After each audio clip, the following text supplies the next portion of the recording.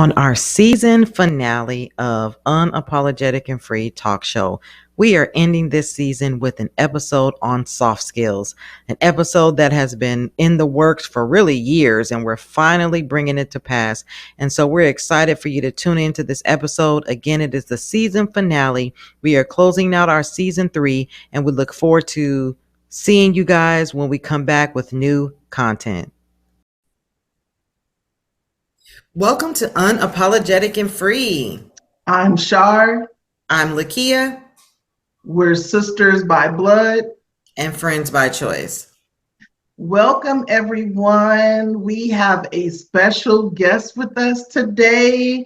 My sister, my friend, my bestie, this woman she has no idea what she means to me, but my friend Meredith. And where do I know Meredith from? I met Meredith when we were both working in China. So some previous employers that she had introduced us to each other. And from the minute we talked, she was in my routine every morning for me getting ready to go to work. And when she arrived in China, and we have been stuck and glued to the hip since it's been about what? 6 years now? 7? 7 now. Yeah, 17. Yes. Ooh, my goodness. All right, Meredith. Yes. In this Unapologetic and Free, Sharon, I need you to take those glasses off. You're going to have to take them off until it's time for you to read. So I love you too much to let you keep going.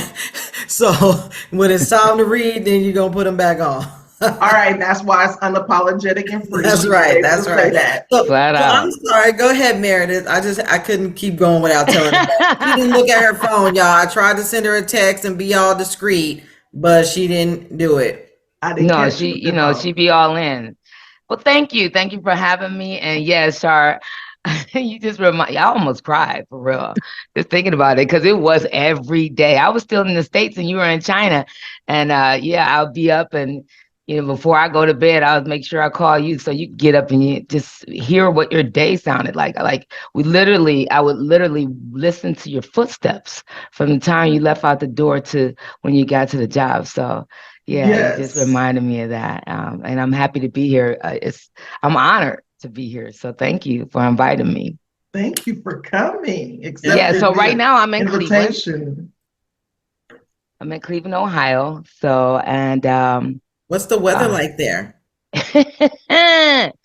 It's snowing. Well, actually, it looks like it just stopped, but it's been blowing and snowing off and on all day. The weather here, if you stay here long enough, and every 19 minutes, it changes. Wow. Yeah. So then my question is, is it normal for it to be snowing during this time, or? Yes. Actually, we've had a very pleasant winter. We've had really maybe 3 or 4 big snows. It's typically snowing up until the end of February, even parts of March. But it's global warming is real. Where we grew up with ice storms, these kids don't go to school when it's 32 degrees. Yeah. We used to go to school when it was below 10. Wow. I've never been to Ohio, so I've never been up that way. I don't like the cold, so that's my disclaimer. I really don't like going places where it's cold. And so I've just never had a reason or a desire to go to Cleveland. Not that I would never go, just never had an opportunity or a reason to go. Well, the invitation is open. Yeah. And I've got plenty of space for you and hubby. You all can come on down and hang out. You are more than welcome. I've been to San Antonio. I could not live there during the summer. It's hot. Well, we're from Las Vegas, so this compared to Las Vegas heat was nothing. I hate the humidity. I hated the humidity more in San Antonio than the heat. Yeah, the humidity there in San Antonio actually reminds me of the humidity in China. It was really great for our skin, but it was not great to try to breathe in. Yes. Yes, yes, yes, yes. And Meredith was wearing masks before mask was even in the Really? Oh yes yeah. Oh scenario to yeah. even wear masks. That's Yeah. funny. Yeah, No, because it's some real thing, Lakia. I tell you what. You know, it was the pollution there was real. It was you could Okay. sometimes see it in the air, you know, and then they were not the cleanest. You know, they'll sneeze and cough with their hands nowhere near their mouths. Just, you know, yeah, I'm a germ freak. So I understand. I understand. So we are going to talk about what are you watching, and I feel like I'm still watching the same thing, but really nothing because I just haven't really had a whole lot of time this past week to really watch any TV. But when I'm able to kind of get the remote, I say able, depending on my other half, my spouse, and what he's watching. So when I'm able to get the remote, I have still been watching The Good Fight. That's kind of been my go-to. It's a lawyer show. It's on Paramount Plus. It's really about a white lady that's at a black law firm. So she's a lawyer, but she's at this all black, and it's just, you know, some politics in it. You know, they have their own cases that they're trying to. They have their own storyline. But that's really still what I've been watching. And then I still do watch those SVUs. Now that they're back, I'm watching the Law and Order SVU. Chicago Med and Chicago PD are some of those newer shows that I've been watching since they've been back. okay. So for me, I haven't really been watching TV because I've been doing homework. But when I do watch TV, Abbott Elementary is back now with the new season. So I've started watching that, and then I still watch my TLCs, Thousand Pound Sisters. Uh, Tell us about Abbott Elementary, what you told me. you know what? It's boring to me this season. So I don't know if they changed the writers or what, but it's just what we're 2 episodes in and it's just And I still boring. haven't watched the second one. So yeah, what are you watching, Meredith? well, you know, just to comment on both of you, Lakia, I used to watch The Good Wife. That was awesome. It was a great show. Yeah, definitely a great show. A lot of twists and turns in there too. Actually, reminded me of that show. Oh my goodness, I can't remember it, but it lasted for a very long time. Where the black lady she was basically the liaison to the president. Oh, Oh, Scandal? Scandal. Yeah, the writing is a lot like that to me. And then Abbott Elementary. Like I watched it last year. It was funny. It was hilarious, and it had some really great substance. You know, Right. I watched the first one, and I think I either nodded off or got up and walked away and went on. I can't even remember what the ending was, but it's like she's not a teacher anymore. She's more of a principal or assistant or Administrator. something. Yeah, Administrator with the district. Yeah. yeah. It's a different vibe. Definitely a different Different. vibe. I'm But hoping that it's going to get better. yeah, me too. Because usually when they do all the hype stuff, they lose us. So hopefully they'll pull it back. I'm an NCIS girl. I Yes. I do all the NCIS. I love Gibbs and all. I do NCIS New Orleans, NCIS. They got a new one out, NCIS Hawaii. I've been doing the new one in Sydney.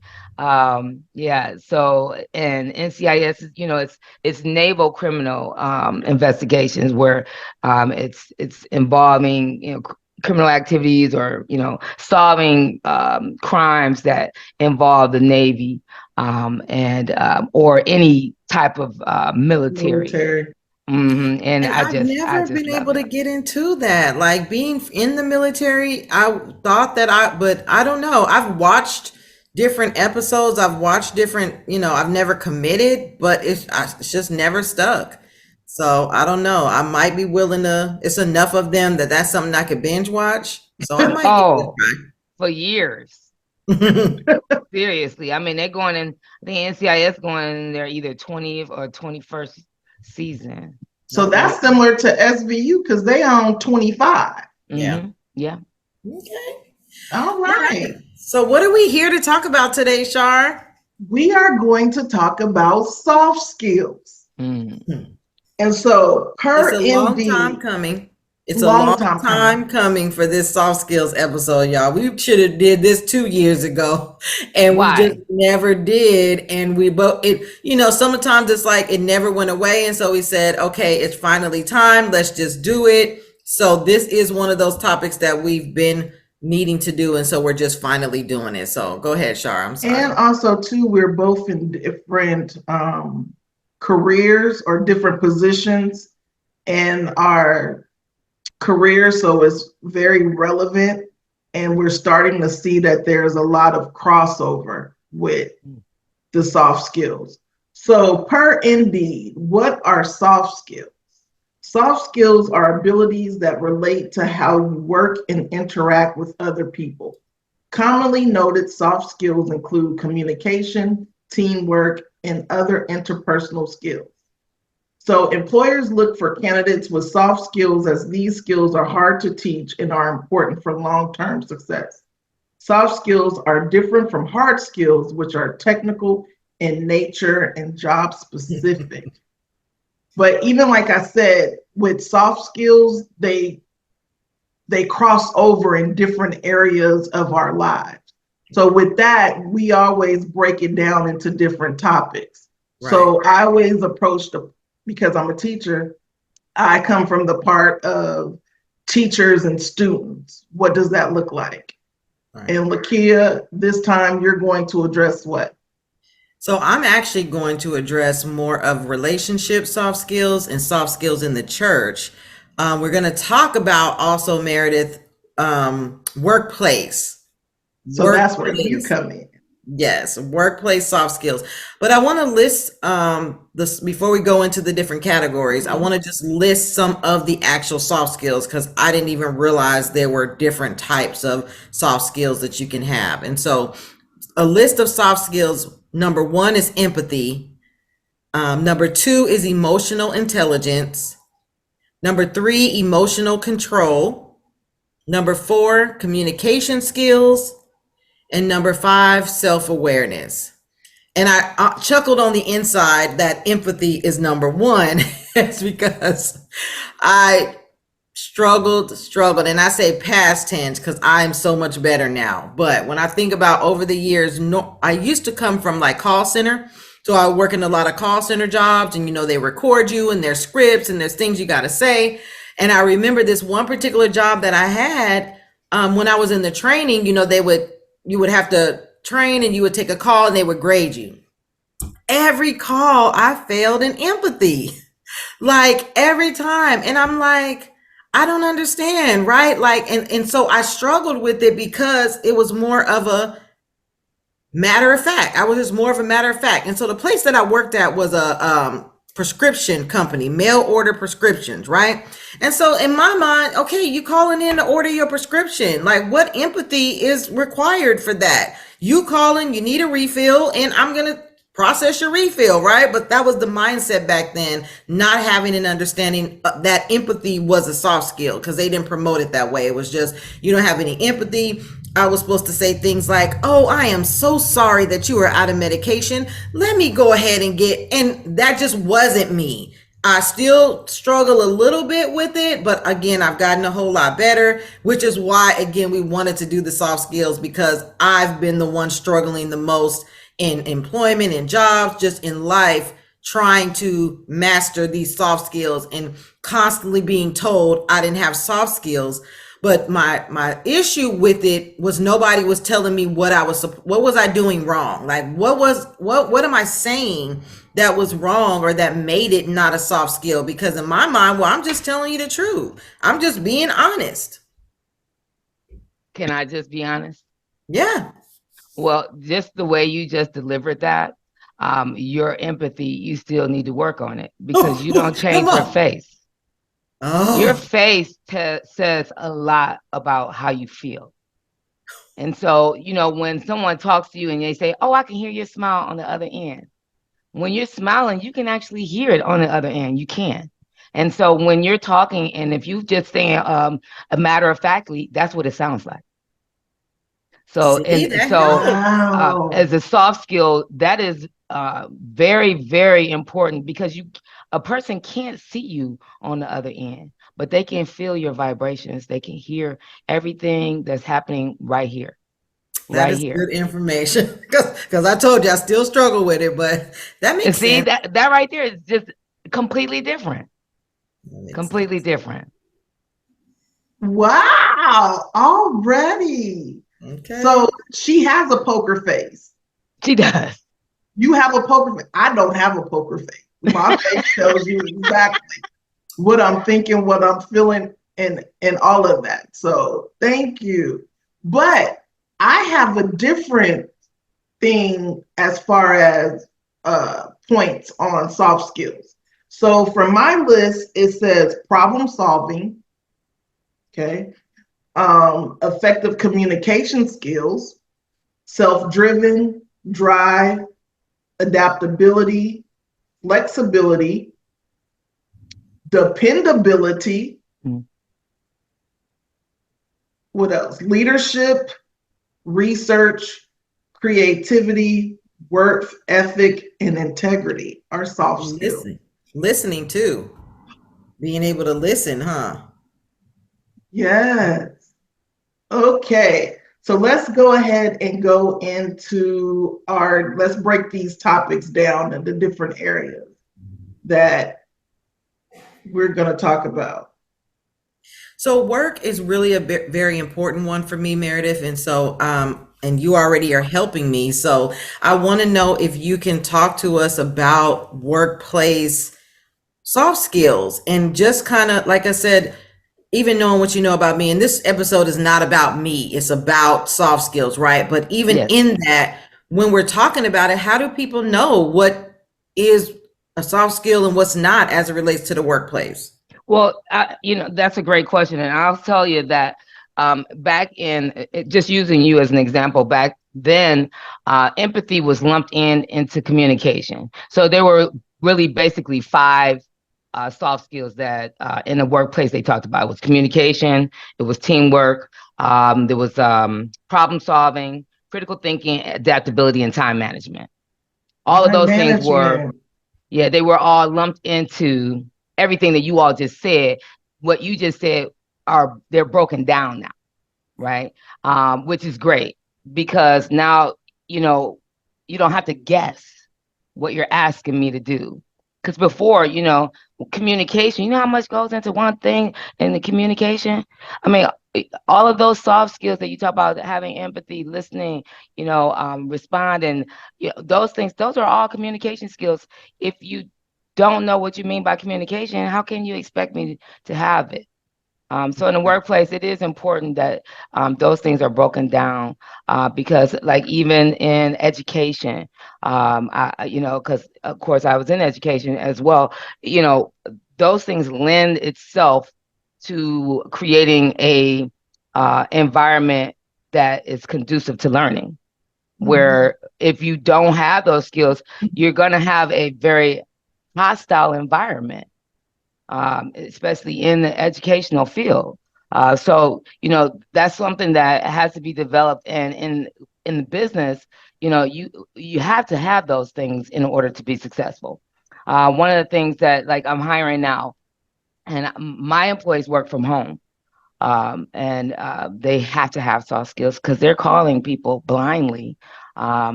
And these folks don't even know that they're calling them, and they're calling them to try and set up time and interviews with them for our research team, because I work for a research firm. And so we do research, and in order for our researchers and our associates to do those interviews, we have to make the calls to set them up. So we have to have display those soft skills. One being able to be flexible, because sometimes we're calling in UK. Sometimes, we're calling, in the central or no Pacific time, being on the Eastern Standard Time, and we have to call them later. So you might typically not aren't available till 9, 10 o'clock in the morning, but we need you at 1 o'clock in the afternoon. So that's a adaptability, a flexibility, and time management. Time management is so critical because you can, get on the phone and you have such great communication skills that you start talking.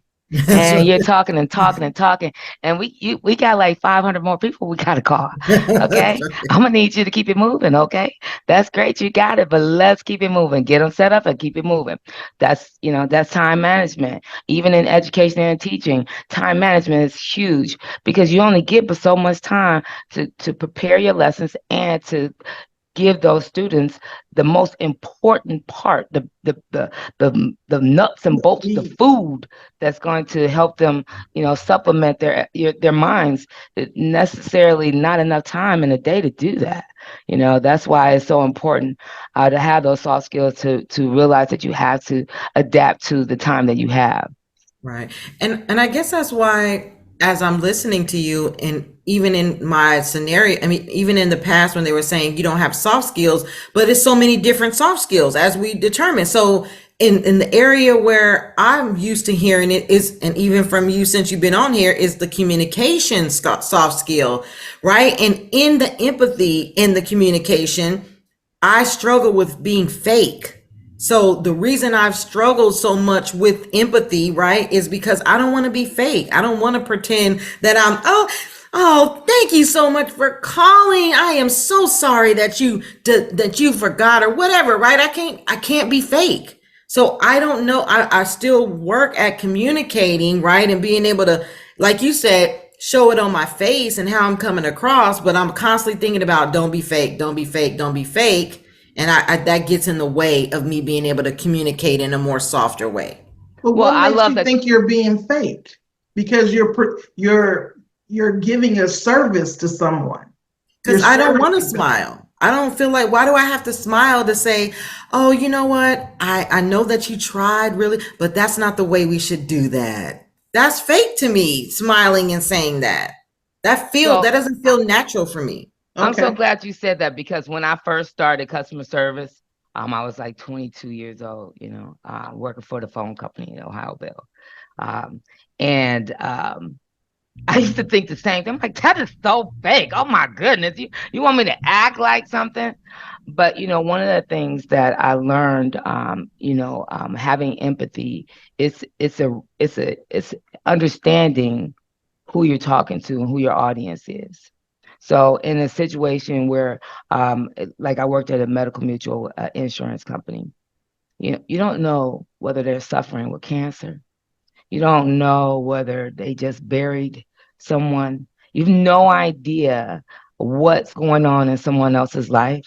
So that's when empathy plays a part, because you have to realize that they might not be living your life. You might be living your best life right then and there, and they could be having their worst time in the world.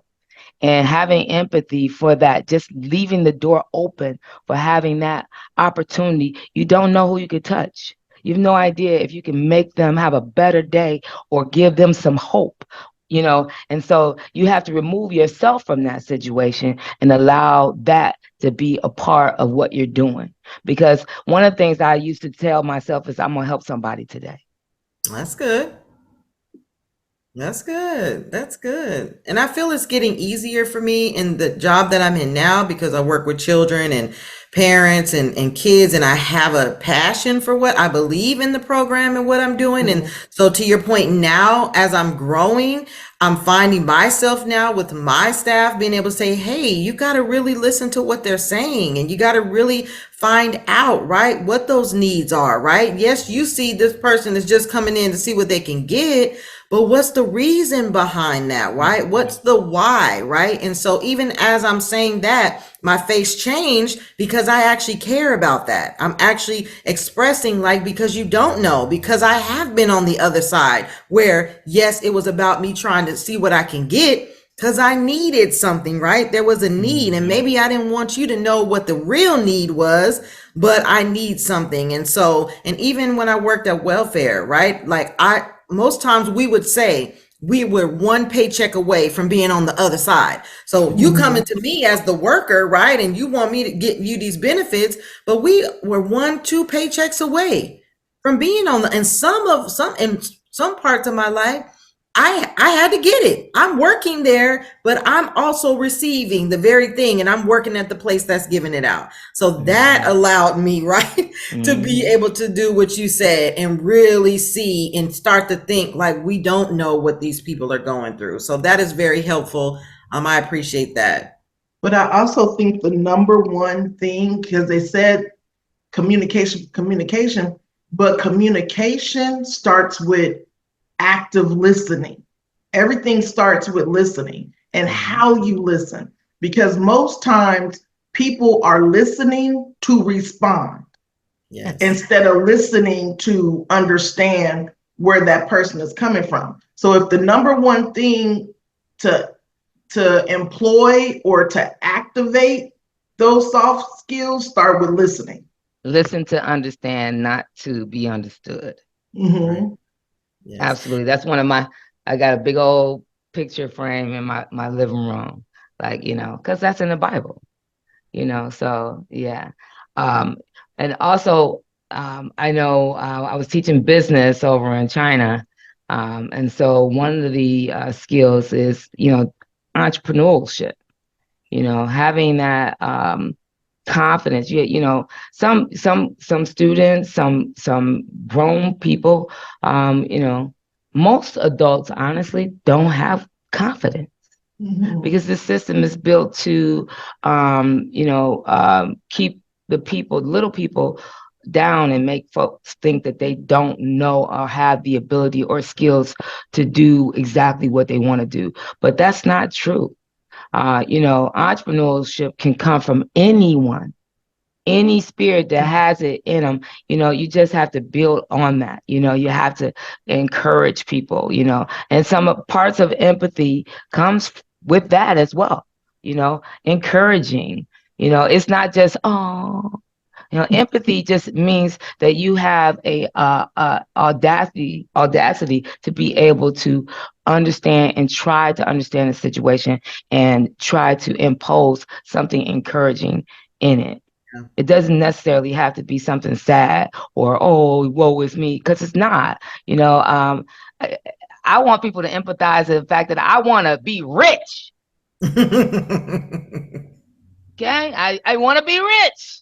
Now, what rich looks like for me might be something different for everybody else.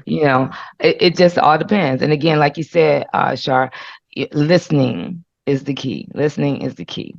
It's challenging for a lot of us. It is. And then something else that you mentioned about encouraging. Right now, building soft skills right now has to be the hardest thing, because every time we look and we turn around, it's something negative from what we hear, what we see, what we read. We're very seldomly being shown the positive side. And so with that, we have to, in our previous episode, we were talking about mistakes that we made with parenting. And my nephew said something. Jaden said, people are always looking for, or parents are always looking for the bad and never the good. And if you're always looking at the bad, then you have no expectation of good. So even with the soft skills, we should be looking for what's good and not what's somebody did wrong, or what somebody isn't doing, but what are they doing? I agree, because even in relationships, right? Since you brought up, parents, even relationships, marriage, right? Having soft skills in marriage, right? Being able to listen, being able to communicate effectively, critical thinking. And when you said that and we listed them, critical thinking is key in marriage, right? Problem solving in marriage. If we, and I know this is not a marriage episode, but I think about like issues and challenges in marriage come down to lack of problem solving skills that I didn't even realize was considered a soft skill, to be able to problem solve. It's like, what we gonna do? Neither one of us know what we gonna do, because we might not have the right problem solving skills. So even in that, right, like we talked about, soft skills correlate to so many different areas of our lives. It's not just work setting, it's every area. Absolutely. It most certainly is. You know, it's funny, Shar, I raised my children two different ways. Like my oldest will be 32 Monday, and the baby boy was 28 last week, and I raised them differently. You know, the first one, I didn't have any help, so to speak, and didn't nobody tell me how to. I just knew I was going to do it. And I raised him differently. I raised him more like I was raised versus how I raised the youngest one. And we often talk about that, all of us together, because it's important to know, you know, so that they don't think, oh, you think you better than me because you did this and you got that. You know, you don't want to cause dissension, but it does when you think, oh, she ain't gonna do nothing but think negatively anyway. So I might as well do it. Because that's how you know, these children, these students, you know, damn if I do and damn if I don't, right? That used to be the thing, right? So you're gonna blame me for it anyway. My mom treated me that way, you know, and I used to just be like, I know what I need to do for me. I'm not worrying about what she knows. I know what I need to do for me. And so, you know, everybody isn't that strong. You know, everybody doesn't have that encouragement and that courage to, you know, go step out on a limb and not have the support that you need. But you know, that lends itself to faith and having faith in yourself and having faith in God. But you know, I don't cross those barriers on those borders. But I'm blessed enough to say that I work in an environment where we care. My business is smaller. I've been in the big corporate world where it's a dog world, and having those 5 key soft skills are very, very important because you'll get lost in the sea. Where I work now, you know, it's one-on-one, it's personal. We get to talk. You know, the trust factor is there. You know, just had a team meeting the other day on Friday, and you know, trust is a real thing in our business, and I try to be as transparent as possible. I need to be transparent because I don't want anyone to try to figure out what I'm saying or what I need from them or what I'm asking. I want them to understand completely and I want the door to be open and say, come on, have a conversation. I mean, my group of ladies, we talk about any and everything because any and everything is going on in our lives. And so, you know, the more, you know, and it's not me being all up in your business, but if I know what you're going through and know what's going on, and if you know what I'm going through and you know what's going on, then we know how to help each other and work with each other and get things done. And that's so vital in you know, business and in your circle. You could be in a big corporate world and still have your small circle of people that can, you know, communicate so well that we know we need each other to propel each other to get where we're trying to go. And you know, that is critical because you got to have that someone who's able to negotiate, because negotiation is part of leadership, and the leadership is part of a soft skill. You, in order to have leadership skills and to be able to negotiate, you got to have those soft skills. It's important. I mean, even in the home, when you mentioned Lakia, in a home, you know, the man is the head of the household most of the time, but he needs to be able to take that leadership role. He needs to know how to communicate to the people in his home, you know, and that's so important. That's real good. That's real good. Charnay, I'd like to hear what your opinion is or what your perspective is talking to your students using soft skills. Well, so me, I'm all about with my students building rapport, you know, and even with being a teacher, sometimes is the first thing is the act of listening. You have to listen. So I'm not one of those teachers who don't want their students to talk, want them to be quiet. No, I need you to talk because that's how I find out what's going on, because I've activated my listening. Sometimes I'm very transparent with them. So I will tell them, hey, it's not a good day. I'm not having a good time, or I didn't sleep very good last night. I'm not feeling good. You know, help me help you guys, or help me. So when students see that you actually care and that you are human and you have a human quality, they're more able to come to you. And then again, I just remember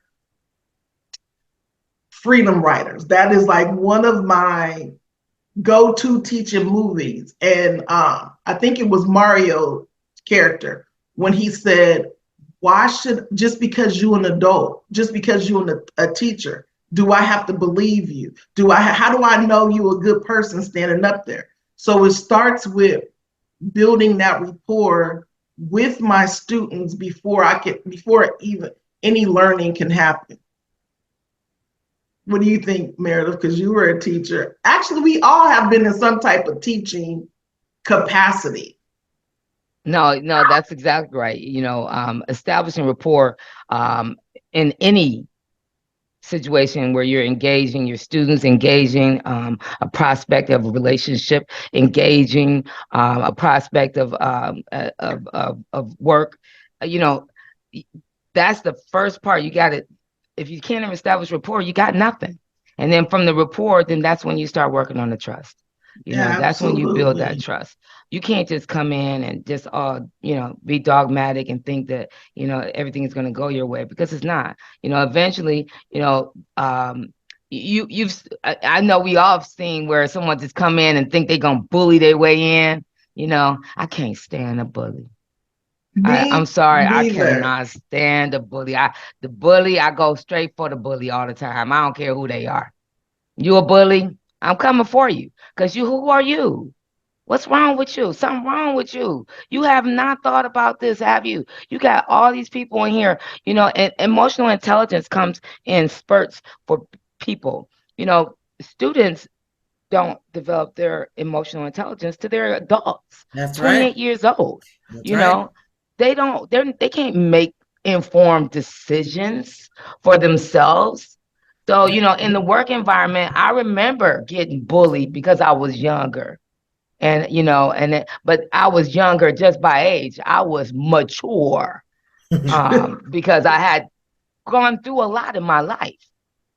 I was 17, working 3 jobs in high school, living by myself. So I had to learn quickly, where those who were my age didn't have as much experience, didn't have the intelligence or the emotional capacity to be able to make decisions for themselves, where I probably could, because I had already been forced to experience some things or two. Experience is the teacher of soft skills. I agree. If you don't have experience, you can't expect someone. Or hard skills. Experience could be also the reason why we have hard skills, because even in this researching for this, it was coming up hard. It's because if it's soft skills, right, then that means there's some hard skills. And so to your point, some people, their experience has made them hard. Their experiences have made them rough. It's not an excuse, but I attribute some of my lack of empathy to the way we were raised. My parents didn't ask us how we felt. When I was dealing with something at school, I used to feel like my dad always took the school side. Like he never even asked me, like, are you okay? Right? So when you grow up in an environment where nobody's asking you how you feel, nobody's asking you, are you okay? They just tell you. And then I went to the military to top it off. In the military, it was suck it up and drive on. Like they didn't care that it was raining outside. We got a mission to do. Like you said earlier about the snow. And yes, it was like nobody have time for that. And so that was also hard for me to transition over to caring, right? To, the empathy and putting myself, because in the military, ain't no putting yourself in their shoes. They don't care. You just do it. They don't care. No, that is, that's 100% true, especially in like big corporate. Big corporate don't care nothing about your emotional intelligence. They don't care nothing about it. It's the leadership and the leadership down, where it trickles down, they say trickles downhill, right? Well, it does, but it depends on who you are and where you are in your leadership skills. So how much you're going to deflect that and make sure that doesn't pass on to your employees or your students, or because there is a way to present everything, even if it's a bad thing. The delivery makes a big difference because it's impactful for everybody in a different way. Okay. So, Lakia, do you have any examples that Meredith could use her soft skills on? So here's a here's an example in leadership and work, right? So you hear that maybe employees, because you're the leader, so you hear that employees are talking bad about you. They're not saying it to you, but they're talking bad about you. But you need to address it because the staff is coming to you and saying, hey, I feel uncomfortable. There are things are being said about you. And so you've got to have that conversation with the person who's saying those bad things about you behind your back, but not to your face. How do I use soft skills in order to have that conversation? Well, first you want to make sure that you protect yourself in that situation, especially if it's a corporate or a union environment. You want to make sure that someone else is in the room aside from the individual and yourself, unless that's not the environment. If the environment calls where you can just go ahead and have that conversation, then of course, by all means. One of the things you want to approach is you don't want to even mention the bad things that you heard. You don't, because it's just you heard. First and foremost, if you got something to say it to me in my face, right? As a kid, you got something to say it to me in my face, right? You can't take that approach as a leader, right? The purpose of being a leader is a person who is willing to be able to grow and, take constructive criticism, because sometimes they are right. It just may be that they're saying it in the wrong way where you don't understand what you're doing to cause that feeling in them. So it's important for you to just sit back and ask the pertinent questions. How am I doing as a leader? What are your expectations of me? That's good. What can I do differently to make this environment better for you? Because, don't come in here complaining if you don't have any solution, right? So you can feel one way, but if you don't have a solution to how you're feeling, then I can't help you and you can't address it. So that the communication has to be open for both. They both got it's an exchange of information. It's not just you about to come in here and beat me up. It ain't going down like that, right? I'm still the leader here, right? But you still want to make sure that the space is open enough to say, okay, I understand that you having some issues with me, and I don't know, I can't address them if I don't understand them or I don't know them. So please, tell me what I can do differently. What is it that, got you to make you feel this way? Was it one particular time or situation? Okay. Yes, And if it was or wasn't, what did you, what could I do differently to make you feel, better about that situation, but still have given you the message? Because obviously, if something transpired, the message had to be done, right? You had to deliver a message, but that person, you rubbed them the wrong way because they didn't like the way you approached them, or they felt like you were unprofessional or whatever. Because we all been there. I started as a manager at a very young age, and I had people from 20 to 65 years old, and I couldn't come at a 65-year-old person the way I came at that 21. I couldn't, because they first and foremost they'll check you. They will, or they'll go behind your back. And then, you find yourself in the room with them and saying, hey, you know what? I apologize if I did anything to make you feel uncomfortable. That's not why I'm here. And that's not why we're here. We're here to do a job. I want to make you comfortable. But this is also a workplace. So please tell me what I could do differently. You got to put it on the table. If you can't find a way to understand and they can't see that you're trying to make an effort, then that's probably a losing situation. Okay. I got one. Okay, go ahead. I got one. I have a scenario. Okay, so you are the leader and you have someone on your staff that they come to work every day, but their appearance could be better. Let me give you an example. You're a male, and if you raise your arms, you can see your shirt goes into a half top. Also, when they raise their hands, you can see their underwear because maybe their pants is too tight, or so they just need to upgrade their work attire? How would you soft skill that? So I got 3 different experiences in that situation. I'll tell you one of the I'll give you 2 of them real quick. The first one was in the call center. Young lady was she basically came in and working. She was almost naked, and she was already sitting at her desk working. And I'm like, okay, I know that there are other leaders here, um, and um, and nobody sees this. What's happening? So I went to my leader like, this is a problem. And he's like, okay, yeah, you need it. I'm like, yeah. So it was a union environment. I had to go get the union and let them know. And then we pulled her. You can go home and change your clothes and come back, or you can go home, but you're not standing here. Period. It's a professional environment. The other situation is one of huge. You had to have a big space and empathy. I was a UVerse manager, field manager, and all of my employees were men. And I had one young man where I had gotten 2 complaints about his smell. They had called in and he had a smell. And at first, he's a male, so I let another male have that conversation. Well, it didn't resolve the issue. And I think my peer just was taken off guard, never had that situation, and so he really didn't know how well to deal with it. So, I'm more of a Lakia matter of factish in that situation, because that's hygiene. Something's wrong now. Something's wrong.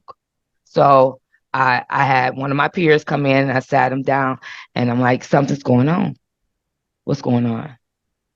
I've gotten 2 complaints. And now you're coming in here. Now I got attention to it. And now I can tell that there's an issue. What's going on? Because you can't go in these people's homes, smelling like something's wrong with you. What's wrong? And come to find out, his mother had died. He's taking care of his little brother. She left him the house, but he was not able to afford the upkeep. So the water was cut off in the house. So he wasn't able to take a bath and so on. So, me and my colleagues, we came up with a solution, for a temporary solution. Hey, let's get them, into a little hotel real quick so they can take a bath. Let's get him some help, getting some support and the information that he needs to get his water cut back on, so they can get on some kind of payment plan. And, so, you have to lend itself to you have to find out what the root cause is. They could be looking for attention. They're not getting the attention they need, and they just want some kind of attention. And some folks, because of their upbringing, think that negative attention is attention. Whether it's good or bad, they're getting the attention that they need. So, being a leader, you have to be able to, again, listen, communicate. You got to use those problem solving skills in that part. You got to be thinking critically, because this is a human being. Something's amiss here. You're here for a reason. Somebody saw some good in you. So let's see what's going on. What is it? So, you have the conversation. So do you think that that's something in her scenario that should be addressed, or should it be where, okay, if nobody, like, that's the question, should it be addressed or should it not be? In a work environment, it should always be addressed immediately, because, it'll lend itself to bad behavior all over the place. So you address it and you nip it in the bud, because if you don't, it'll continue like a cancer. I guess my other question would be, in that scenario, and I don't know, if it was a financial issue, like maybe they can't afford to buy the clothes. If it's a big person, right, and the clothes are just too small, they don't fit, and so it's a financial issue where they can't buy clothes that fit. Then what do you? I know that's the conversation that you have. If you come up with that, and if after you've had the conversation, you've uncovered that, there are so many options out here for people. We have those resources. We do. Now you can even do fundraising online now. But you can go to these places where they have the resources to give folks who in need, donating of clothes and so on. There's something for everyone. Most of us don't have the ability or the know-how to get to those resources. And that's when we have to become resources for them. I agree. That's good. Yeah. So I was going to do this where I was going to say, this is what I want to say. And then I want you to tell me the right way to say it, right? So this is what I want to say. I want to tell somebody they're spending too much time talking to each other instead of doing their job. So I want to say, okay, the other day you came in and you ain't even clock in, you ain't even go to your office, you went to your co-worker's office and you stayed in there for an hour before you even went to your office. Okay, so the first thing you do is tell that person is walk me through your day. Okay. You're good. Let them be accountable for their own some coaching. time. Look, I'll sideline when it's done. I might need some one-on-one coaching with you. No, I mean, really, have them own their own time. That's time management, and that's a skill that, is necessary for whatever job you're doing, because as an employer, I expect you to put out this so much work. This is what I expect from you. That's a no-brainer. We can be friends all day, but while we're at work, we're working. We're working. I'm not your friend.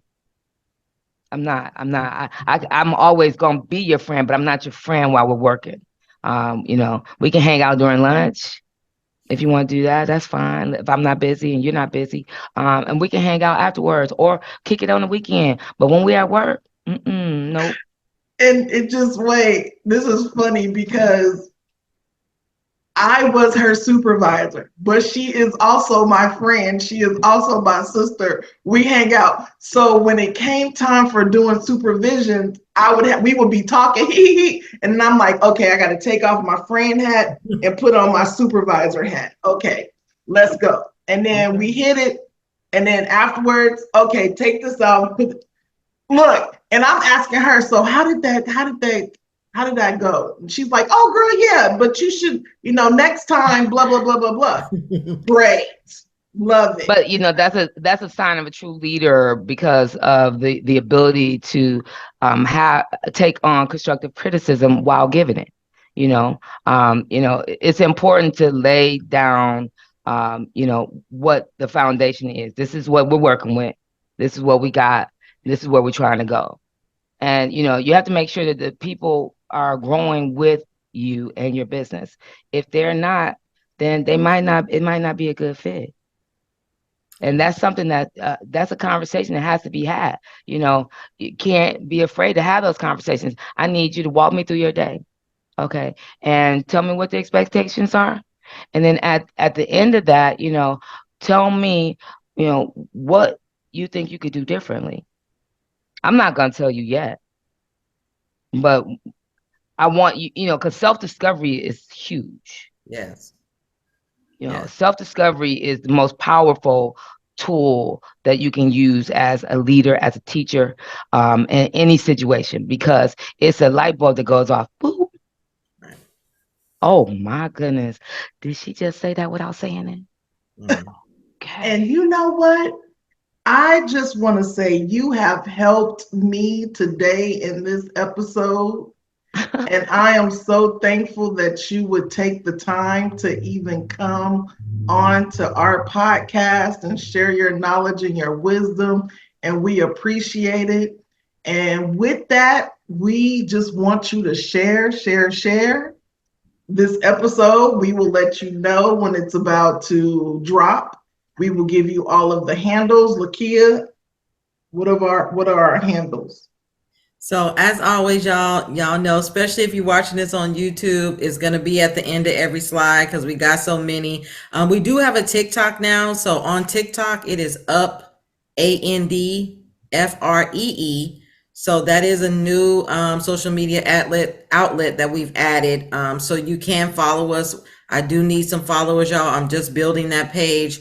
And so again, if that's what I would plug right now is for y'all to go on over to TikTok and look for us, Unapologetic and Free Talk Show.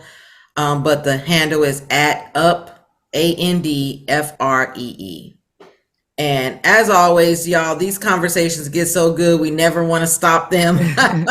But because we could go on and on and on. And on. I'm like, it's time already? Oh, darn it. And as we close, I want to leave this because it speaks to what we've kind of talked about. It helps me, and even in the research, right, when we think about resources. But in Proverbs 16:24, it says, gracious words are like a honeycomb, sweetness to the soul and health to the body. And so even for me, right, that is the go-to. At the end of the day, we're without excuse for not knowing how to say things and not knowing, again, even to help. It goes back to not being fake, but the Bible says gracious words. Gracious. So that's what we want to leave you with. Gracious words are like honeycomb, and sweetness to the soul and health to the body. So we want to use our words to bring health to the body, and we want a purpose to be gracious. Y'all have a good day. Thank you all for joining us, and we look forward to hearing from you. Thank you. We see you soon. Thanks for having me.